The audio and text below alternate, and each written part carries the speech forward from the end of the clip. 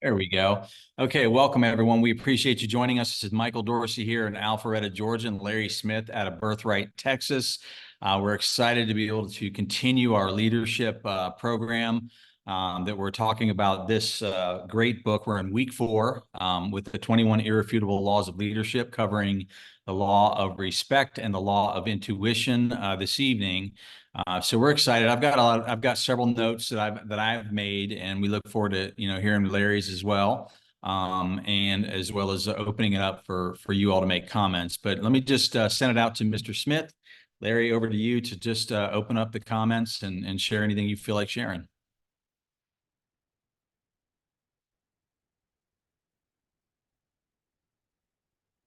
There you go. Thank you. That's great. I thank you very much. I appreciate it. Listen, welcome everybody. What a great time we're having here with uh, this leadership study, if you will.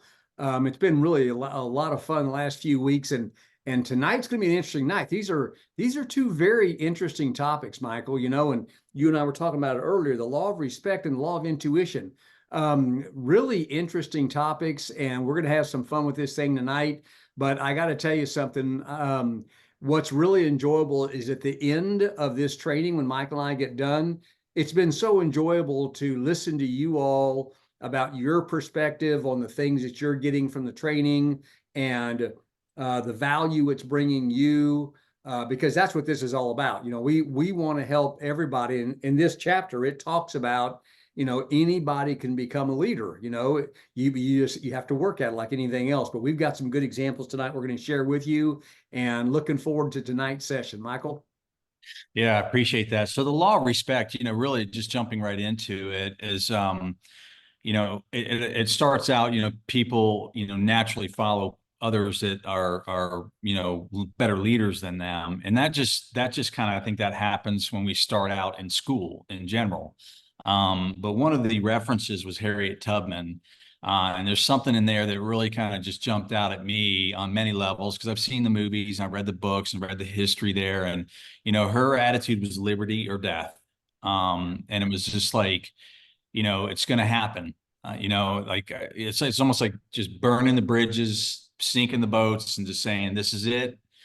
I'm all in. There's nothing that's going to stop me. Just an intense focus and mission and a passion for her to be free and to help others become free. And that leadership inside her developed as she was freeing people from slavery and getting them, to freedom. And so one of the things that made me think about this whole process was, the physical kind of incarceration that slaves went through, even though they were outside, versus mental incarceration. I remember Mike Humes talking about this one time, and he said, I'd rather be physically incarcerated than mentally incarcerated and walking around free.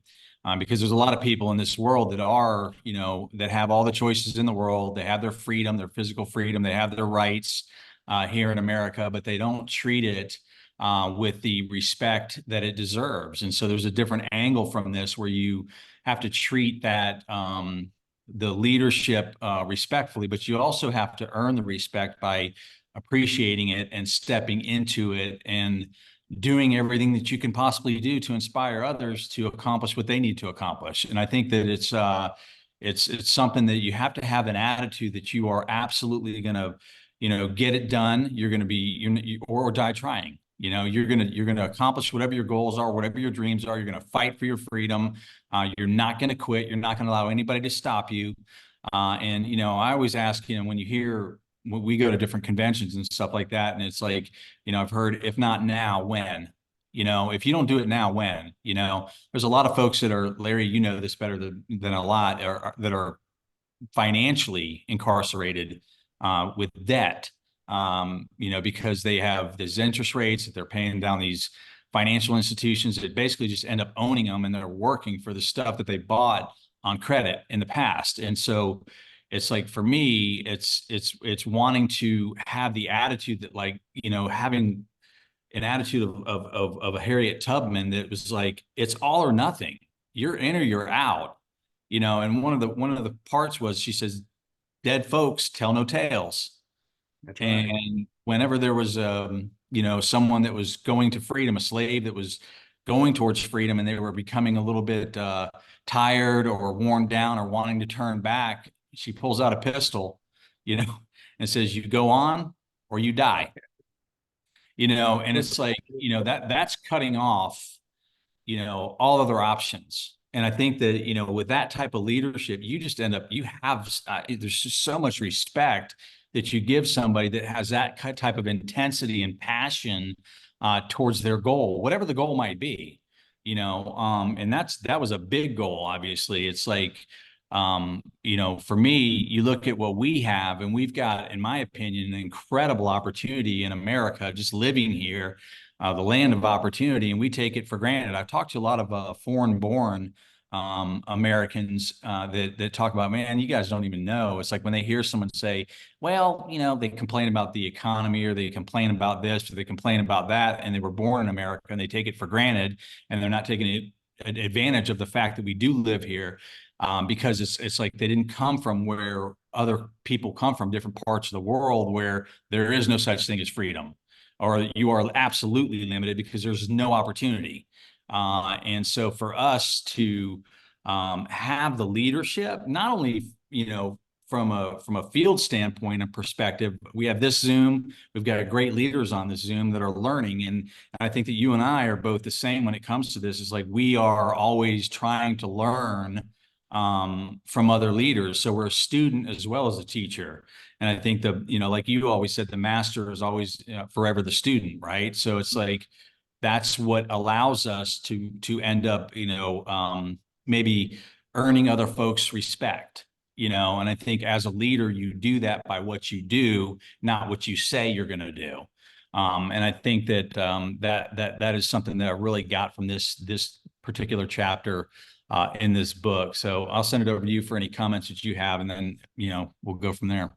Yeah, Michael, great points. It's interesting because respect is not an entitlement. It's one of the beauties about working in a, because in our business, we are really in a volunteer space. We're not anybody's boss. We don't have any employees. It's all volunteer. We do everything we can to help provide an environment for people to grow. That's the only job, in my opinion, we ultimately have, Michael, as leaders, like so many on this call, and so it's not, in the job, you get a title on a business card and it supposedly gives you respect. A lot of people get those titles and they think that you got to respect me. Well, that's not, respect isn't granted, it's earned. And I think it's one of the things, Harriet made 19 trips, in all back and forth, and never lost one single passenger, and that's huge, especially when there was a $12,000 bounty on her head. It's like, people were dying literally paying to take her out. And she, not only did she survive it, but she never lost one single passenger in 19 trips. And, she earned the respect, the law of respect, from her actions, right? And that's what, people a lot of time will say, how do I gain respect? And you earn it. That's really the only way to get it, is to do something that shows people you care about them so they can get that respect for you, followers are attracted to people who are better than leaders in themselves. And, a lot of people say, well, I want to be a leader. The best thing you can do is your laws of association, right? Is get around people, in the chapter, it talks about if you're an 8, you're not going to really be wanting to hang around with 6s. Not that 6s are bad or worse than you or anything else, but as an 8, you want to work towards a 10. So and they say, well, how can, people ask all the time, how do I get in? How do I change? If you become the average of the 5 people you're around with the most, how do I get out of my 4s or 5s and get into those 6, 7, 8, 9, 10s? And that's something you have to go out and do something, right? Create the activity to earn the respect where people want you. We'll talk about some of that in the next couple of weeks, but that magnetism or attraction, to what you want people to attract you, in order for if people are attracted to you, you start becoming that leader and gaining that respect, and when you talk about the laws of of the eights, nines, and tens and sixes and stuff, it's really a mastermind session, right? Who do you want to mastermind with? It talks, about the importance of reading, right, Michael? And you've always preached this. You've always said leaders are readers, and of course it comes from John C. But you've always preached that from the day I ever remember talking to you, from the first time we got together. And when people go out and read, and I mentioned this one time a few weeks back when we first got started, but 10 pages a day of a good book, people say, well, that's not much, but if, and life is all about simplicity compounded, right? And so Dave Savola talked about 2 a day, every day, right? That's simplicity. But when you think about going out and really attracting people that you want to be around, it's through that earned work that you do. And in that mastermind session, you've got to be careful, because some of those people will have egos, right? And you've got to be careful of that. Sometimes leaders with egos, and they're out there, and I don't think they're intended that way. I think they just, something happens if that ego shows up, and that's when people start losing respect, and people kind of go in their own directions. And we've seen that happen in our own business, Michael. Right. So one of the most things I enjoy the most about respect is gained on difficult ground, right? I think one of the greatest things about our compensation model is that I was talking to a new associate the other day, and I said, if you understand how our business model works, you understand I have no reason to ever say anything to you that would hurt you, because we both get hurt in that process. In corporate America, you might say to one of your employees something that might not be good for them because it keeps you in your job, right? It's almost, protecting yourself, where in our model, the only way we can grow is by helping other people grow on that volunteer basis. So I think the respect is really earned when you just reach out and continue to help people. And that can be at any level. You don't have to be at a top level to do that. You can be at any level to do that. And I think that's one of the things that gains so much respect. Yeah. Great points, and it made me think of a few things, because I was thinking along those same lines, because I think that's why we work well together, is because we do kind of similarly think in many ways. But there was like 8 different things that I wrote down. I made notes on.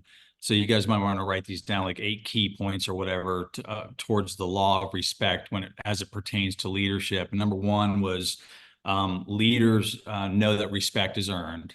You said you started out with that, Larry. Respect is not demanded or forced. It has to be cultivated over time through trust, and credibility, and the actions that you take. So leaders know that respect is earned. Number 2 would be leaders lead by example. Leaders do what they ask their team to do. They don't say, hey, you go do it. They say, let's go do it. And you're doing it, you're leading by example. So that allows you to gain more respect as a leader, because you're doing the same thing you're asking others to do. Number 3, leaders listen. God gave us 2 ears and 1 mouth. The reason why is he, wants us to listen twice as much as we speak, because we learn more when we do listen. It's like the difference between an alpha male and a sigma male. They're both at the top of the hierarchy when it comes to any particular group or team, but a sigma male listens more than the alpha.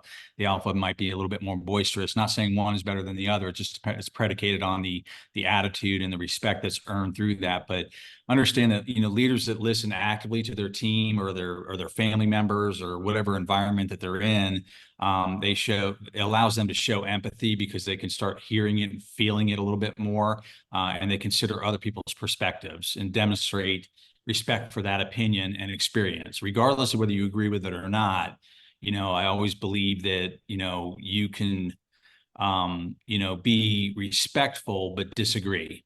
And I think that that's important, and that's how leaders gain respect from others, is because they are respectful. They may not always agree. Number 4 would be, leaders provide recognition. So when their team, or their family members do something that's, worthy of recognition, they recognize them, but they also provide constructive feedback. So like if, most people, like we've always said, most people are only in business or in employment, in the corporate America, a lot of times people are recognized when they do something wrong, even in families. Mhm. People are recognized when they do stuff that's wrong, but it's the leader gains respect when they recognize when they do something right and they praise them for that. It enhances that trust between them and their team or their family members or whatever environment it might be.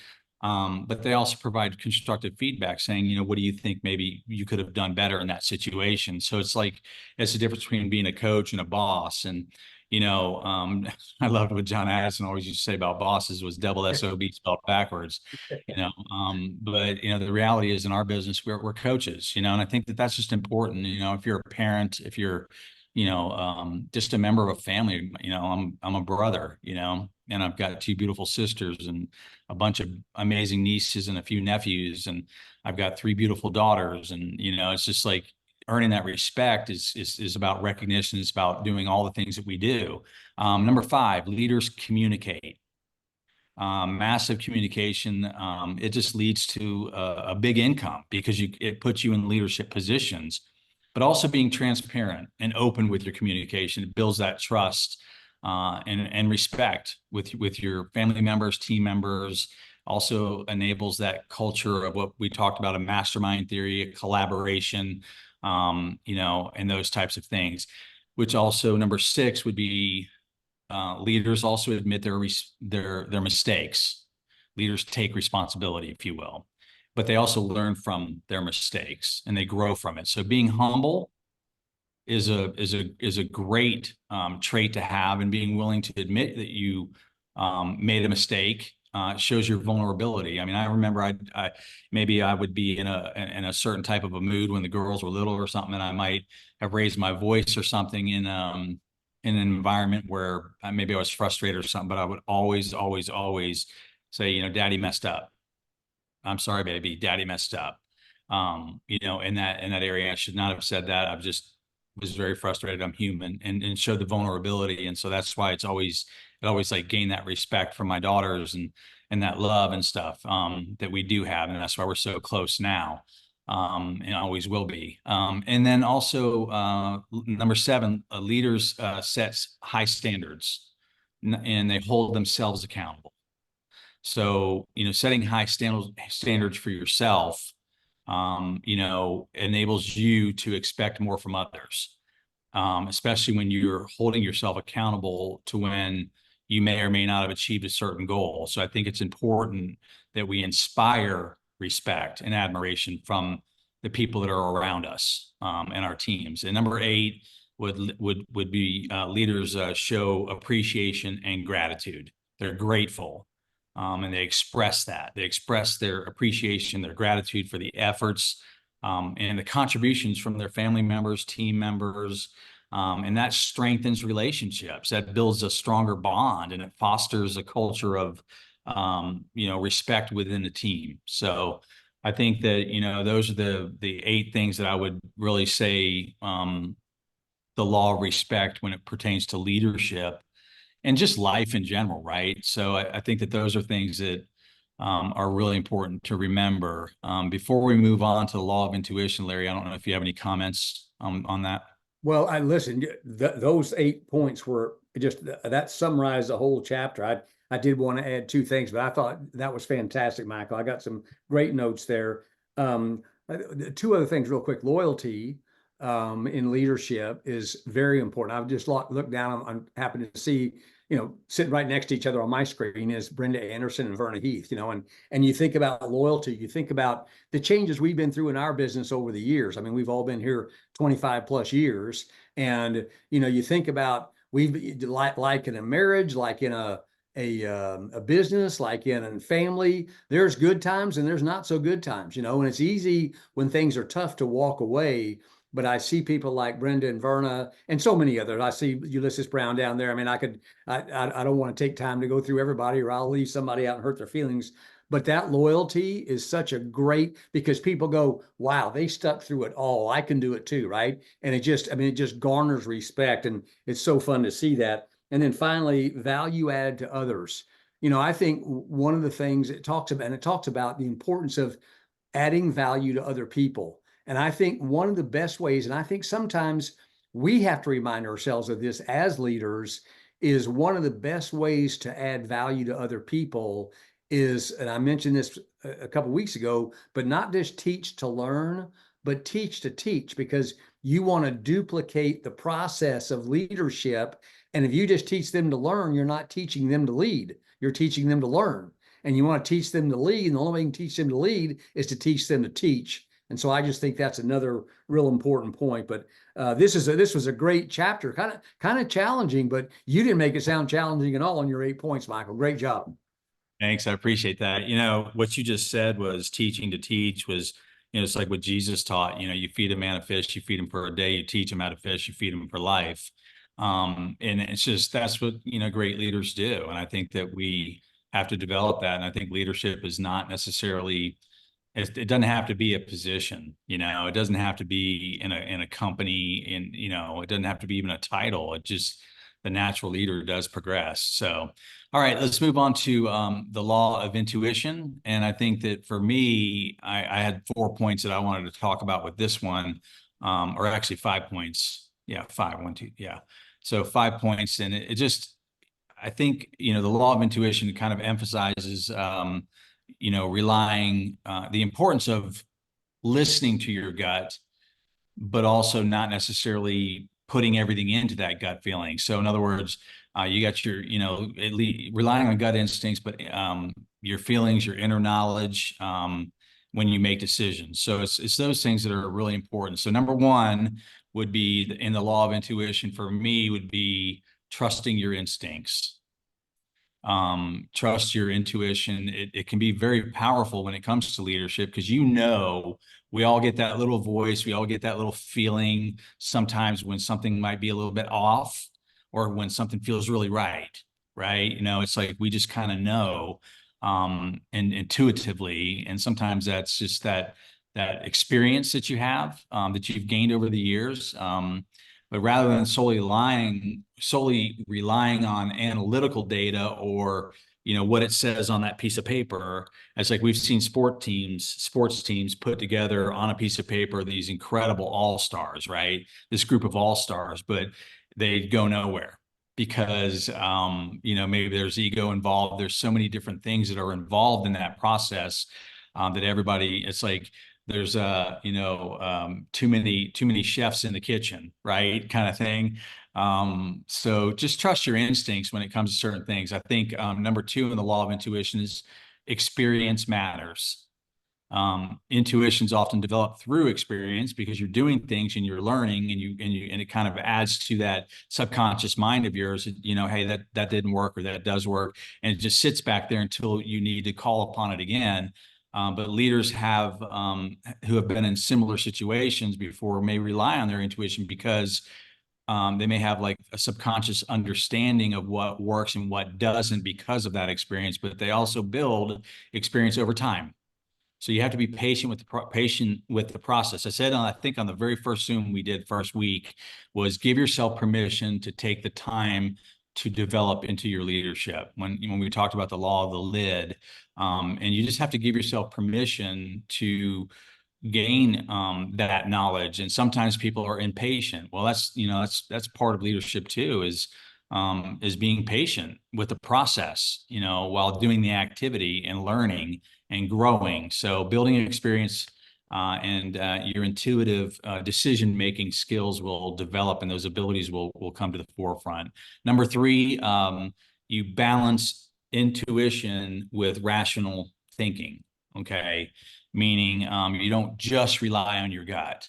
So while intuition is important, it should be balanced with facts, data-driven facts. So again, not looking at everything on paper, but trusting kind of what you're reading and how you feel about what you're seeing. And maybe just finding the balance between the two. And there's one of the biggest things I took from this whole thing was leadership in general is more art than science, I think. Mm-hmm. was in there. And that was something that was really important, is understanding that there's not a specific science to it. It's more of an art it's like in the eye of the beholder kind of a thing. Number 4 would be leaders listen to their inner voice. They pay attention to their thoughts and their feelings and their inner voice when they make decisions. Intuition can guide you making decisions, and sometimes you make the right choice, sometimes you don't, but you learn from it, and you grow from there. But tuning into that inner voice can be just being self-aware, and understanding that you can harness that power of intuition to help your leadership decision-making skills. And then the last one was practice and reflection. Leaders practice. Leaders do it. They don't talk about it, they do it. We talked about at the beginning of this call, there is no try, there's only do. We talked about yoga. But like any skill, intuition can be developed, and it can be honed by listening, by learning, trusting your gut, and learning from successful people and the people you surround yourself with, and also, unsuccessful decisions and people. You can learn what not to do. So you can learn from everybody. And sometimes it's just really important to just keep your eyes wide open and your ears open. And that's why we listen and we watch and we learn. And that allows you to really leverage intuition, towards your leadership ability, be it your family, your business, whatever it is, whatever environment you're in. But, I think that those are some things. I don't know if there's probably more, but those were just things that just kind of jumped out at me, Larry. Oh, great. And great points, Michael. Super points. I want to talk, number 1, about an example of intuition, because they talked about it with Kern Lima in the book with her IT cosmetics, right? And it talked about that gut feel she had when she made that decision.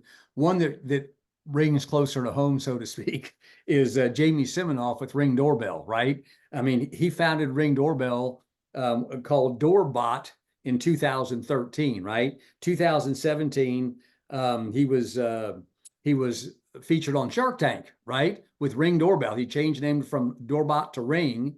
And in 2017, he went on Shark Tank, and all 5 sharks turned him down, said he didn't have a platform, didn't have a model that would work, too many complications. 2017, all 5 sharks turned him down.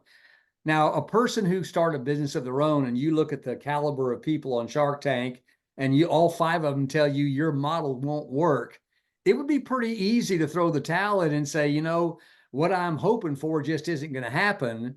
But he turned around instead and said, nope, I'm staying with it. I'm going to keep going. And 1 year later, he sold it to Amazon for $1 billion, right? So, it's another example of intuition by just trusting your gut. So that's an example. 2 is make a decision, right? Sometimes leaders get hung up in too much information. And because there's so much information, their intuition almost escapes them. And because they can't get that feel from their gut, they don't make a decision at all. And time passes and you lose opportunity, and you can almost lose your position in leadership because you didn't make a decision, right? At all. Because then people go, well, what's he waiting on, right? And you can lose respect in leadership from that. So realize that you got to make a decision. You can't just let that thing hang out there. We talked about it already about, leaders are readers, but one of the things that I think that John says in the book, I regard leadership intuition as the ability of a leader to read what's going on. And we talked about it earlier about reading 10 pages a day, right? A lot of people say, well, how can 10 pages a day change your life? 10 pages a day is about 300 pages a month. That's about a book, right? So if you read 1 book a month, 12 books a year, in 5 years, you read 60 books. There's no possible way on this earth you could be the same person you were 5 years ago. I don't care what you're reading, but whatever you're reading, you're going to become that person because of laws of association with the information you are reading. So don't ever feel like that 10 pages a day is a minor issue. It's a major issue because it can change your whole course of your lifetime. So, continue leading. One of the things also is intuition is not just leadership in business. intuition is leadership in everything. I mean, I think about finances, Michael, because that's one of the first things that come to my mind because about financial education. I think about finances, right? And I think about intuition and finances. You know, when you're making investment decisions, you get as much of the facts as you can, but sometimes you just got to go, you know what, this just feels good. And I've lost money when it felt good, and I've made a lot of money when it felt good. And it always hurts to lose money. But again, you make a decision and you learn to live with it because you're not going to win them all, right? But it just remember the intuition is not just in business. And sometimes decisions are tough, right? You spoke about this already, Michael. I won't spend any time here, but you know, sometimes decisions are tough. There's nothing harder than to say, and I've got leaders on this Zoom right now that I've had these conversations with where I've said, I want you to know how much I respect you, how much I care about you, but I owe it to you to be transparent about something I need to share with you. And that's one of the hardest discussions you can have with someone because you're doing it to help them grow. And you want to make sure and be able to position that in a way that that's what they feel, right? And so sometimes the decisions are tough. And then finally, and you mentioned it too, self-evaluation, right? Plan and do review. What did I do right? What did I do wrong? If I had it all to do over again, how could I do it better? And the last thing I want to bring up is I bet y'all, none of y'all knew that I was a head coach at USC. Did you hear that? I know. OB sent me a text this morning. He said, I had no idea that you were the coach of USC. And I said, OB, I said, I've had a lot of jobs over the years because the name Larry Smith is so popular. But yeah, it's try to open a bank account with that, OB, right? Yeah. Yeah. Oh, and you've had your identity stolen. I remember that happened before we had ID Shield. That was 1989 before I knew what identity theft was. That was a nightmare, man. I know, man. That was something else. But yeah, And the guy, yeah. and the guy, For the those guy that don't know, the head coach of the University of Southern California, is it the football team or basketball? I forget, but it's football. Yeah, it's a football team. Is his name is Larry Smith. So yeah, it's if you read your I heard it chapters, it's on. in the book, right? Yeah, I was listening to it on the radio. USC hires Larry Smith. I said, "Oh God, I got to congratulate him," and I forgot to congratulate you. No. Yeah. All right. So what I love about what we're doing is like I can say something and some folks hear it because because of the way I said it to them, and then you could say basically the same thing, and other folks hear it because of the way you say it. And that's the beauty of variety, right? And just hearing from different individuals because we all learn differently and we learn from some folks. I mean, that's why some teachers are more popular than other teachers and to some people and stuff. So that's what I love about what we're doing. So now what we want to do, if you don't have any other comments, Larry, is go ahead and open it up. You guys can go down to reactions at the bottom of your screen and do the hand raise thing. You see John Wynn already did it. And you'll pop up and we'll just go in that order for any comments. We appreciate positivity. And we appreciate, a lot of the feedback that we're getting from you guys. So let's go through that. Michael, one last thing, just as a reminder to everyone, this is an open platform. We have people here from different businesses, from different things. We ask that your courtesy and respect. This is not about promoting your business or trying to acquire funds to help you with your business. This is about leadership. And we like to keep the topics on that line and out of respect for everyone, please. Thanks, Larry. I appreciate that. And also, I will post because I saw some folks were like asking what number 4 or number 7 or number 12 or whatever it was. We will repost this on our Facebook and I'll send it out, the link once it gets done recording and populating. So let's go over to Mr. John Wynn for your comment in Wilmington. John. Hey, Michael, Larry, this was awesome. Thanks again, number one. So many good nuggets here, but I'll make this quick. I listened to the book driving down to Florida and back, and with Harriet, one thing that really stuck out with me was how she was trying to protect someone in the beginning, and I think she got hit in the head with a weight or something, and it made her, I don't know, it put her in some type of coma. Yeah, but she would fall asleep, and she had that against her, and she still went forward, and it just made me go, man, what's my excuse? When you hear somebody say, I can't do this, or I don't look like you, or I don't can't talk like man. Just it just really fired me up to say go do it. And then I love Yep. the story on the lady with it.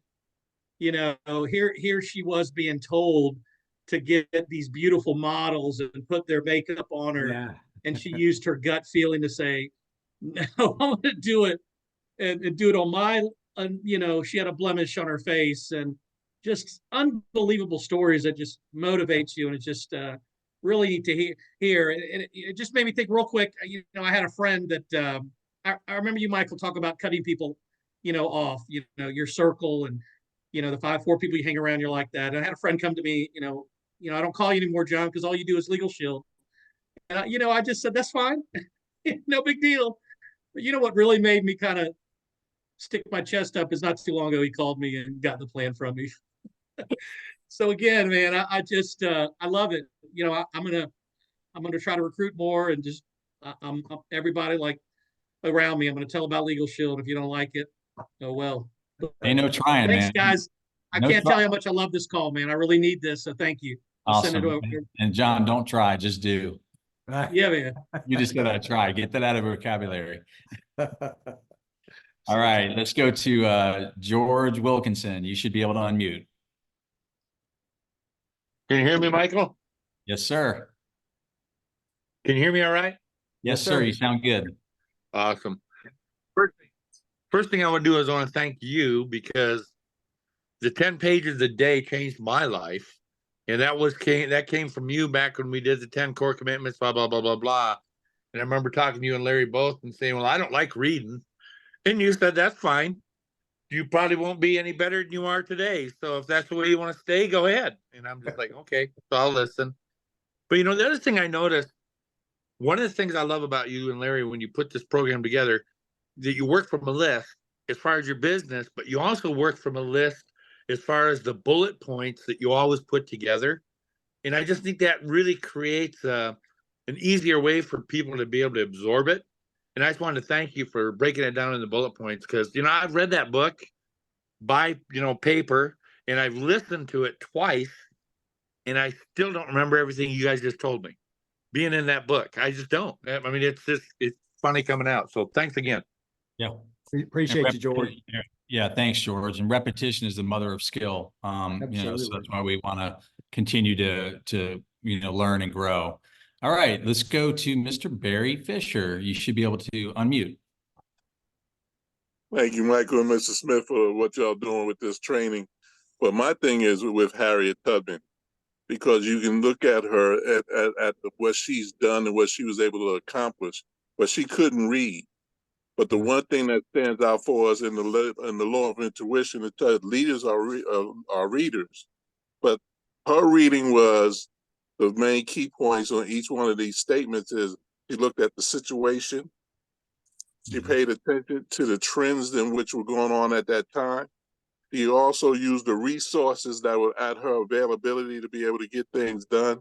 And she worked with the people to get them from one place to another. And the one thing that she got better at was herself. She got better on things doing for herself because they kept coming to grab her to be part of everything that was going on to where she can share her outlook. And that's what we need to do for our team. We need to be there to where we can read the body language. We can see where we need to be able to add resources to them and also encourage them to be able to lead themselves to go forward. Thank you for allowing me to share.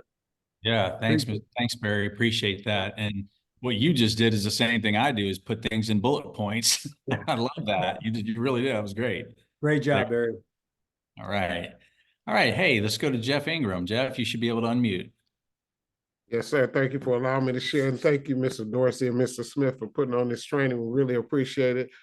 One of the things, Mr. Dorsey, that you said that resonated with me was this is art, not science. And I don't know if you probably don't know this, but I used to be a counselor at juvenile hall. And what I would say is what we do is social science. It's not natural science.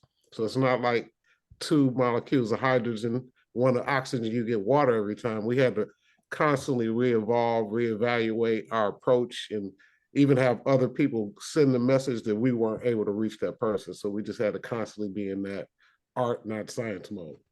Love it. Love it. Well, Thank you. and Jeff, thank you for serving other people like that. That's huge, man. That's huge giving. Good stuff. Thank you. All right. Let's go to Alan. Alan, you should be able to unmute.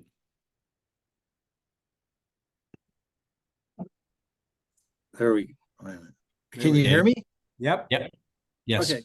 I wanted to touch on something that I learned in 1983 from Earl Nightingale. He said, read one book per week on your field. And I've done that for 40 years, one book per week. I know that's way more than you guys, but that's what I was told to do. And it worked well. But he said this, and this is about leadership. He said, what the mind of man or woman can believe and conceive, it can achieve. And I have never forgotten that because it's so right. And the other thing was that my uncle, who was quite wealthy, I asked him one time, what are the two things that you could tell me that could help me so much when I was 19 years old? And he told me this: don't let anybody tell you you can't do something. If you want to do it, do it. The other thing was follow your dreams. Don't let anybody tell you that your dream is stupid, you can't work. Don't let the negativity get in. Leadership is about positiveness, not negative. Always positive. Building people up, helping them, not taking them down. That's my comment. Thanks, guys. I wanted to say you guys are awesome for doing these training sessions. I really appreciate it. Appreciate Thank it. you. You know, Michael, it reminds me of the thing Mr. Stonecipher used to always say. He says, not all dreams come true, but dreams never dreamed will never come true, right? Dream bigger. And that's what we're doing right now, is dreaming bigger. Thanks, Alan. Appreciate it. All right, Mr. Ulysses Brown, you can unmute. I'd like to say definitely good evening to everyone. Gentlemen, I'm absolutely elated. Just want to say quickly off the top, Ms. Brown said thank you for all of you for her birthday wishes today. That's the only reason you don't see her face. But leadership, respect and intuition. I just want to thank both you brothers for the clip notes of this book. This is a phenomenal book. And for me, it's a perfect time. And both of you know that I've called on you over the years just for the friendship, all that you guys have done in leading your organizations and how much you guys have poured into me as well in leading mine. Because sometimes I know even as leaders, you have a pretty decent perspective of your lid, but still you may not feel that your organization is doing all that they can do to even match where you believe you may be. So for me, and I listened to the law of the leader again today, this morning. And so I just want to thank you all for the clip notes that you get all of us leaders who are really out there making it happen and getting after it, but you're still not where you desire to be. And we know we have to continue to make it happen. But I just love how Mr. Dorsey broke down the points for the respect. And then Mr. Smith, how you came in as well, alluded to the things in that perspective. But to hear, these are incredible clip notes for each and every one of us to be able to have you all dissect and break these down for us every Wednesday, and then to have on playback again, because hearing it, watching it, seeing it, hearing it again from the man who wrote the book, and then also seeing what you guys are doing and how you're leading and giving us the information and the nuggets that you guys are putting with the book to explode this, because I personally believe that the more of us who can truly within ourselves embrace this book, I believe all of our organizations will explode, because we get to look at the man and woman in the mirror and make a few more marks, even though we may not feel we need to make the marks. This book forces you to make the marks to continue to lead and be 9 and 10 and $11 million income earners like the both of you. So appreciate y'all. Keep on making this happen. I'll be going back and listening to the playback with Ms. Brown after we finish here. But thank you both so much, and I'm looking forward to seeing the entire TAG family here in another week or two at OKC. So Dorsey Smith, you brothers keep smashing, man. We appreciate your leadership. Thank you, Mr. Brown. Appreciate you more than you know, and we love you guys, and we look forward to seeing you here very soon. Let's go Yep, to and make sure you tell Lynette we said happy birthday, will you? yeah. Happy birthday to Lynette. Should we sing to her? Not unless All we right. want to, well, not unless we want everybody to jump off. Want to hear me sing? I'll tell you that. All right, Nancy Blackwell, you should be able to unmute. Yeah. I'll just two things. Oh my gosh, you get what you focus on. And that, I mean, all these little nuggets, it just brings you right back to what, at least, and hopefully in my world, that what is so important. And one nugget tomorrow, I'm gonna be 1% better tomorrow, just because of what you guys shared tonight. So I thank you for that.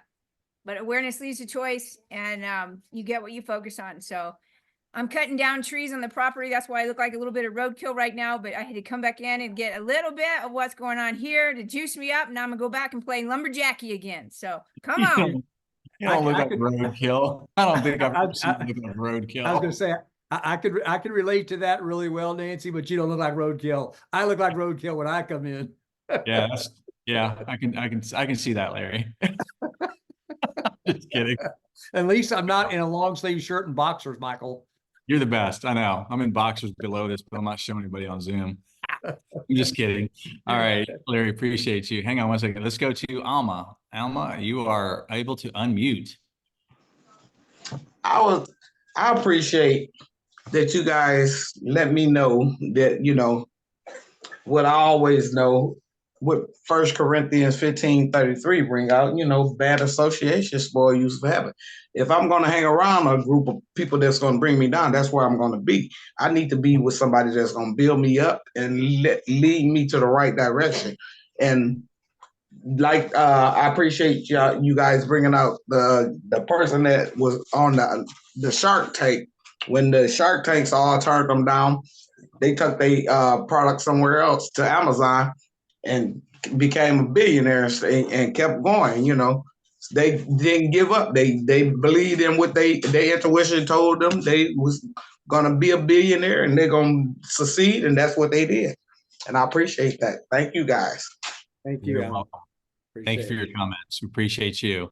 All Hey, right. Michael, I think that was the last hand, Larry. listen, next week, right? Another big week. And we're not doing this convention week. So next week we'll do it. And then the following week will be off that week, right? That's the week. So we'll be here the 10th. We won't be here the week of the 17th. So everybody put that on your calendar. We'll miss the week of the 17th. But next week will be chapter 9, chapter 10, the law of magnetism and the law of connection, Michael. Two really good chapters. I mean, they're all great, but you know, it'll be a fun week next week. So invite your friends and let us help you continue to grow as we continue to grow with you.